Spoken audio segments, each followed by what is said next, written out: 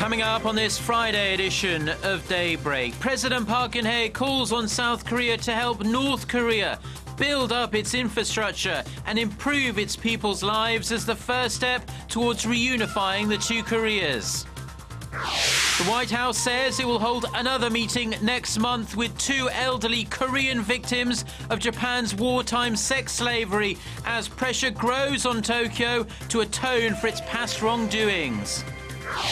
Plus, US military officials say President Obama is considering airstrikes in northwestern Iraq to help deliver aid to thousands of refugees fleeing radical Islamic militants.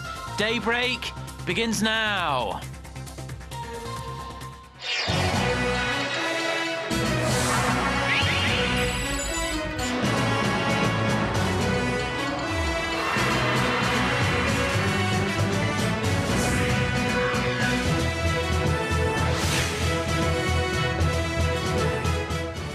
Hello and thanks for joining us. To our viewers around the world, it's 6 a.m. on Friday, August 8th here in Seoul. I'm Mark Broom and you're tuned in to Daybreak. Our top story this morning, President Park Geun-hye is calling on officials and experts from a cross-section of South Korean society to do more to reduce inter-Korean tensions and boost humanitarian aid to the north. She was speaking to the Presidential Reunification Committee on Thursday, which had come together for the first time since its formation last month. Myung-kil reports.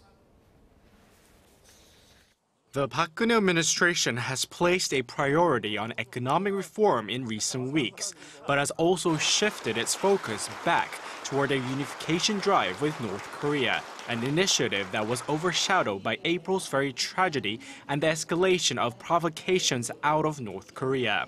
President Park on Thursday ordered members of a newly established 50-member special committee to draw up measures for building up infrastructure in North Korea and improving the lives of the North Korean people as a first step.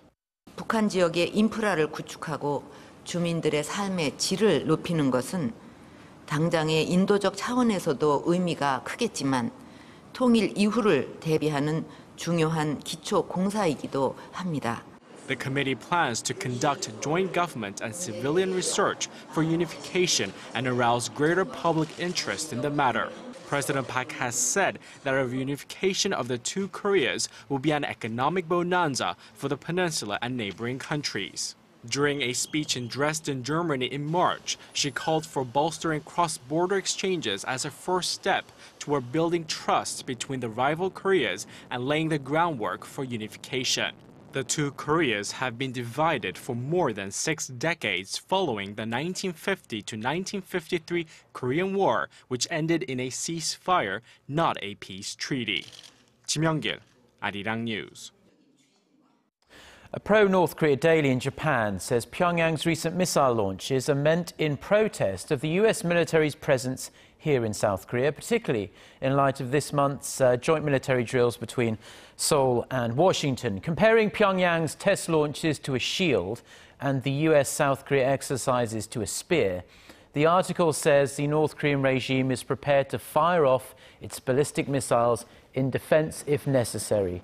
North Korea has test-fired short-range ballistic missiles on 7 different occasions so far this year. A Korean American who runs a Christian NGO in a Chinese city on the border with North Korea is being investigated by Chinese authorities. According to sources on Thursday, Peter Han has been under interrogation by Chinese authorities for the last 3 weeks and is banned from leaving the country. People working in the region presume that Han's case is part of a wider sweep of Christian-run NGOs and businesses along the Chinese side of the border with North Korea. The sources say they don't know what prompted the probe, but it does coincide with an investigation into a Canadian Christian couple who ran a coffee shop in a nearby city of Dandong. They are being questioned over suspicions they stole military and intelligence secrets. Now, 2 Korean survivors of Japan's wartime sexual slavery system are currently in the US. They are there to raise awareness of the highly emotive issue and hopefully to squeeze a much overdue apology out of the Japanese government. Last week, the women met with officials at the White House, and word out of Washington is there will be another meeting next month. Our Park Geun-hye reports. Quoting diplomatic sources in Washington, Seoul-based Yeonnam News and YTN report that the White House will soon hold another round of meetings with 2 Korean victims of Japan's wartime sexual enslavement. Lee Ok-sun and Kang Il-chul, both in their 80s, held closed-door talks with White House officials at the end of last month during a 15-day trip to the U.S., which came to an end on Wednesday. The upcoming meetings will reportedly be attended by the White House officials in charge of foreign affairs policies. It's expected they could place pressure on the U.S. State Department to be more proactive in solving the long-standing issue. International calls on Japan to make amends for forcing women into sexual slavery before and during World War II has picked up in recent weeks. UN High Commissioner for Human Rights Nabi Pillay criticized Tokyo on Wednesday for failing to resolve the issue. In response to Pillay's criticism, Japanese Chief Cabinet Secretary Yoshihide Suga said the issue was covered in a 1965 treaty between Korea and Japan, when Korea received some $800 million in aid and loans as part of the settlement. Pillay, whose term ends this month, emphasized that the women continue to suffer decades later due to the senseless remarks of Japanese officials who continue to deny the atrocities were ever carried out, with some even referring to them as prostitutes. Park Ji-won, Arirang News. Now, the World Health Organization is holding an emergency meeting for a second straight day to analyze whether the current Ebola outbreak in West Africa constitutes a public health emergency of international concern. If the WHO considers the current situation as a public health emergency of this, then emergency committee will recommend to the Director General of the WHO to declare it a public health emergency of international concern. The UN Health Agency will recommend appropriate temporary measures to reduce the international spread of the virus if this happens. The US Center for Disease Control has maintained its highest level alert since Wednesday, which is reserved for the most serious public health emergencies. Now, the latest figures from the WHO say this Ebola outbreak has killed 932 people from slightly over 1,700 suspected and confirmed cases, mostly in Liberia, Sierra Leone and Guinea.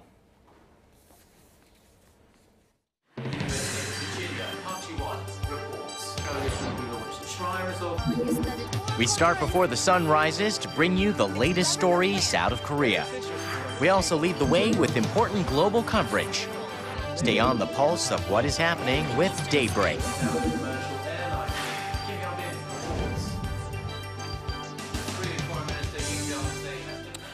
Now, the latest military bullying scandal, where a 23-year-old conscript was found to have died after being bullied for months, is still reverberating throughout the nation as more gruesome details emerge about the young man's suffering. The head of Korea's Military Human Rights Center says the victim, identified only by his family name Yoon, was clinically dead by the time he was transported to a nearby hospital. The center chief also claimed that the army private was killed primarily as the result of a severe beating by his fellow soldiers, and again urged his attackers to be charged with murder. We found that when the victim was sent to the hospital, one of his attackers said, "If we are asked about the bruises on his chest, let's say he got them while receiving CPR. This is a serious situation." Now, Yoon was apparently frequently bullied by his fellow servicemen. He was allegedly forced to hold a horse riding stance, kind of a very severe stress position, until the early hours of the morning, and was told to lick phlegm off the ground. In another bullying incident in recent months, an army soldier who had allegedly been bullied by his fellow soldiers as well went on a shooting rampage that killed 5. Now, in some economic news, the government, in an effort to get the nation's biggest firms spending more and hopefully driving Korea's economic growth, this week introduced a corporate tax revision. This proposal, which would tax excessive cash reserves, has gone down like a lead balloon in some circles, with critics saying it unfairly favours big business. Now, Korea's finance minister was looking to deflect those criticisms on Thursday, stressing the measures will ultimately spur economic growth. Our Kim Ji-yeon reports. Finance Minister Park Geun-hye defended the government's tax revision on conglomerates, dismissing criticism that the new changes would benefit only the heads of the country's biggest companies. Choi said the proposal is intended to encourage conglomerates to use their cash reserves in ways that would benefit the economy.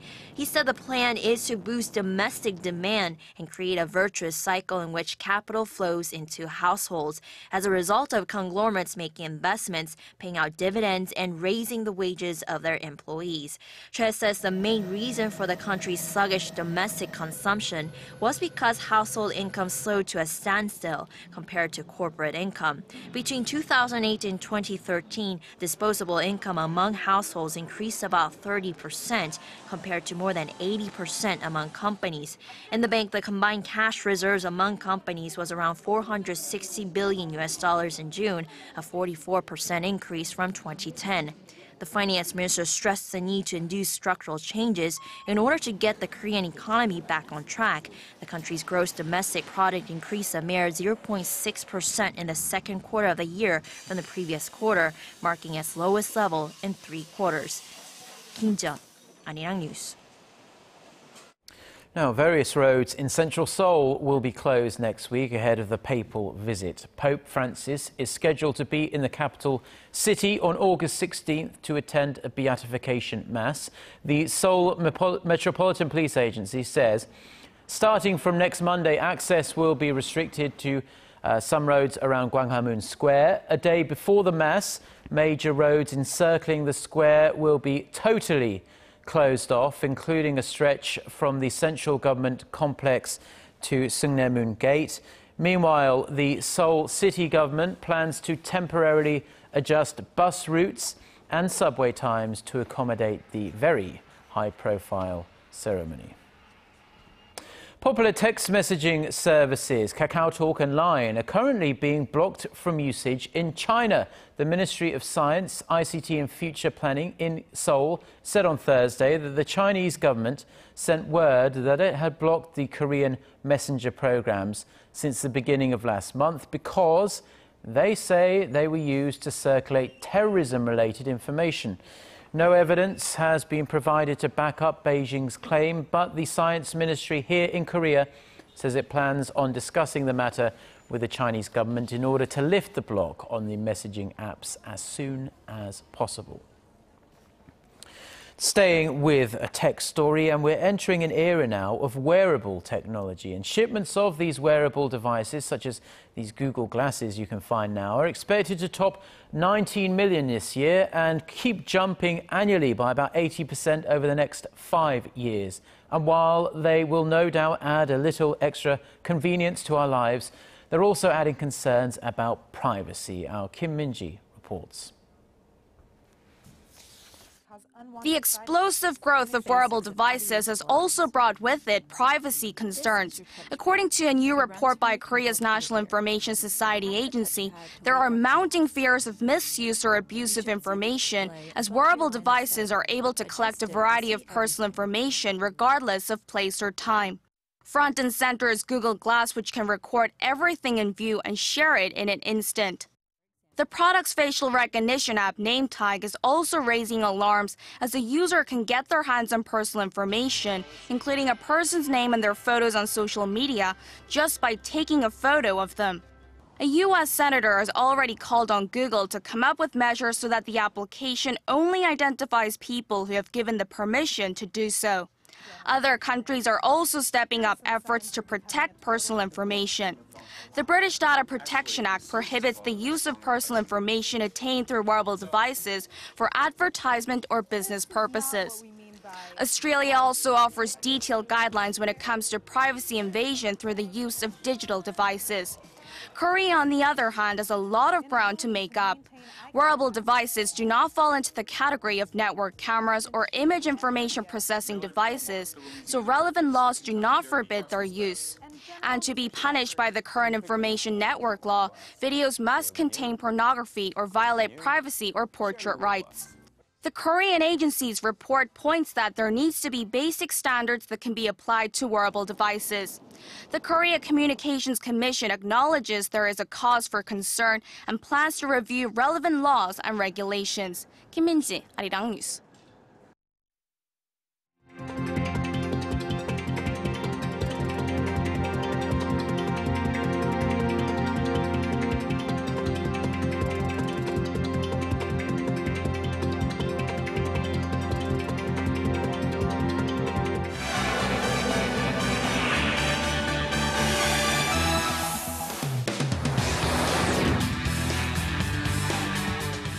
Time now for a look through the other international headlines we're following on this Friday morning. For that, we turn to our Eunice Kim standing by the news center. Good morning, Eunice. And good morning to you, Mark. The U.S. is considering airstrikes against the swiftly moving Islamic State militants, making violent gains in Iraq as tens of thousands of residents flee to the mountains. The militants have reportedly conquered Qaraqosh, Iraq's largest Christian town, after sweeping through other villages that are home to religious minorities, including the Yazidis. They were given the ultimatum to convert to their brand of Islam or face death by the sword. The White House said it was gravely concerned for a potential humanitarian catastrophe. It is said to be considering other military options beyond airdrops. Now, France has called for an emergency meeting of the UN Security Council to discuss the, quote, intolerable abuses being committed. And from the Vatican, Pope Francis also called on world leaders to do much more to address the impending crisis. IS militants have been making gains against Kurdish forces in northern Iraq for weeks. It has also taken the country's largest dam in Mosul and, in extension, the country's major water and power resource. Pro-Russian separatists have shot down another military plane in eastern Ukraine. Local media said the MiG-29 fighter jet was shot down in the Donetsk region Thursday local time, most likely with the same Buk missile system suspected to have been used in the downing of MH17 last month. Meanwhile, Moscow has released more details on its full embargo on food imports from nations that had sanctioned it.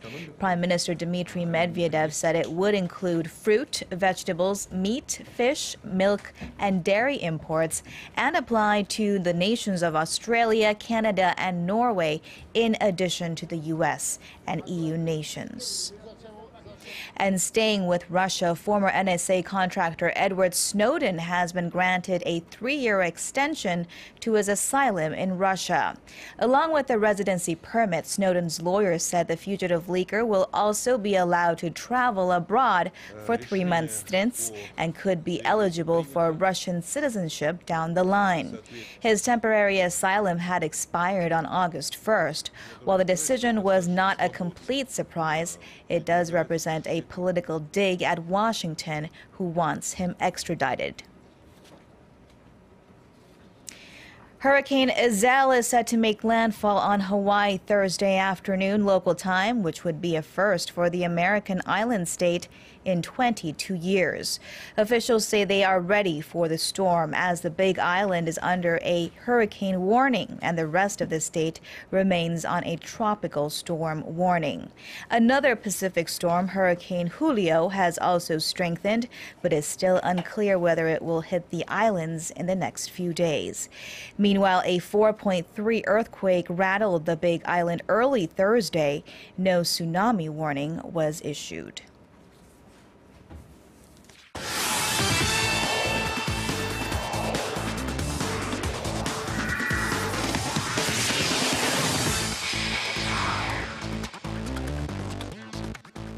And TGI Friday, everyone, as we kick things off with, once again, the ongoing search for the next head coach of the South Korean national football team, because it looks like we'll have to wait once again to find out who'll take over the job. Now, after Lee Young-soo, the head of the technical committee, came back from his trip to the Netherlands, he held a press conference on Thursday to update everyone on the talks between him and Bert van Marwijk.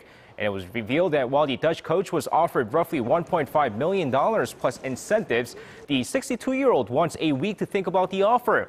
Lee Young-soo added that if the offer is declined, he will quickly speak with the other two candidates in mind. Now staying with football, but over to the women's national team this time, as the Women's Asian Games team got the good news on Thursday as they found out that Park Geun-hye was given the green light to play in Incheon. Now the 28-year-old, who has previously expressed her desire to play for the national team, will get her wish as her new club team, WFC Rasianka, gave her the permission to play. In fact, according to the team, part of the contract was that she gets to play in the Asian Games no matter what. Now, this is good news for the national team, as Park Geun-hye was one of the top goal scorers in the WK League before moving over to Russia. And now moving over to the major leagues, as Lee Hyun-jin of the LA Dodgers will be squaring off against the LA Angels later today, hoping for his 13th win of the season. Now, the sophomore lefty, who's currently 12-5 with an ERA of 3.39, will look to repeat his performance from last season when he threw his first complete game shutout on May 29th of last season. But the Angels, who boast a scary lineup, will remember that as the two teams finish off their 4-game series.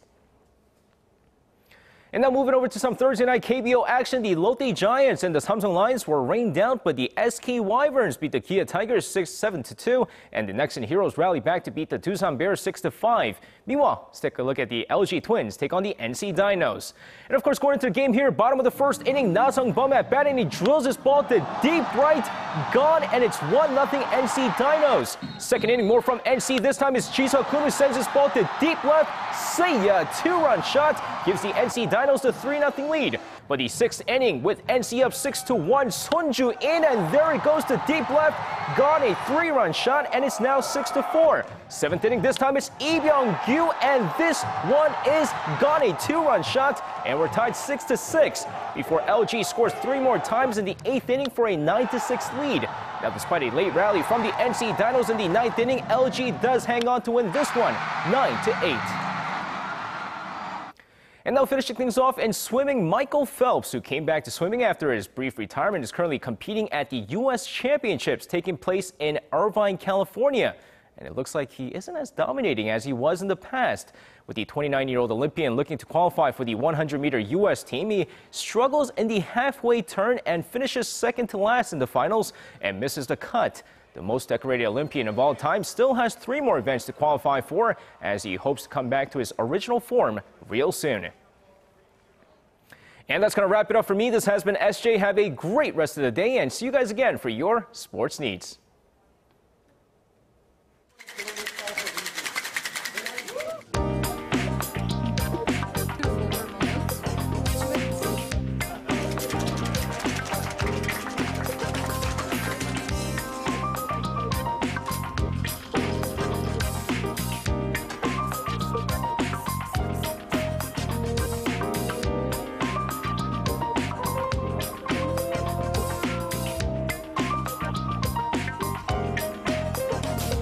Ladies and gentlemen, welcome to the speed round.